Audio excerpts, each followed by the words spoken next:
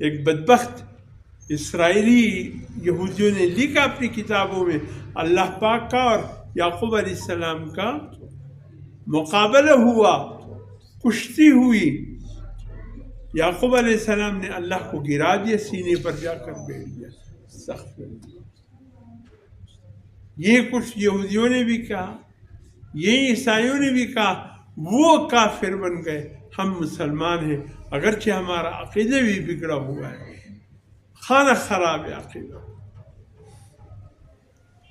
فرمایا اللہ کا حق بندوں پہ یہ ہے، اللہ کی بندگی ایسا کرے کہ اس بندگی میں کسی اور کو اللہ کا شریک نہ بنائے. یہ اللہ کا حق ہے بندوں پہ.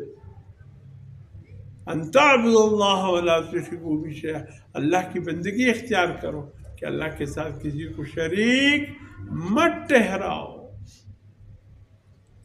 پاک عبادت ہو، صاف ستھری عبادت ہو اللہ کی. جاؤ اللہ کے نیک بندوں کی قبروں پہ دعا مانگ کر، اپنے لیے دعا مانگو کہ اللہ تیرا نیک بندہ تھا، تیری راہ پہ چل کر دنیا میں کامیاب ہوا، مجھے بھی اس کی اتباع نصیب فرما. یہ دعا ہے، مجھے فلاں نعمت بھی دے دے، مجھے فلاں بھی دے دے، مجھے فلاں بھی دے. یہ کوئی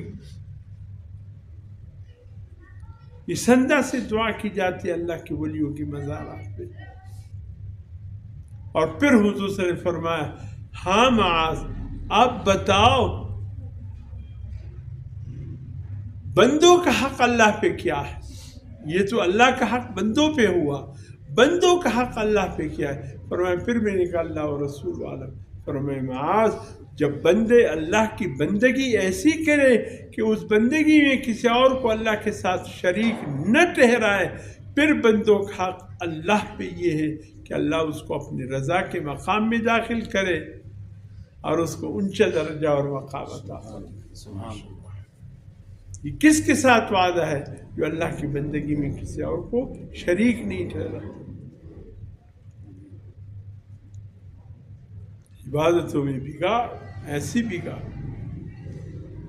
یہ ہے اللہ کا حق اس وقت یعنی ہمارا حق اللہ پہ بنے گا کہ ہمیں جہنم سے بچائے، اپنے قہر سے بچائے، غصے سے بچائے، جب ہم اللہ کی بندگی ایسے کریں کہ اس بندگی میں کسی کو اللہ کے ساتھ شریک نہ ٹھہرائے. ایک طرف اللہ کے ساتھ مخلوق کو ہم نے برابر کیا ہوا ہے، اور دوسری طرف اللہ سے ہم نے امید رکھا ہے کہ اللہ ہمیں معاف کر دے گا. یہ معافی ایسی ہوتی ہے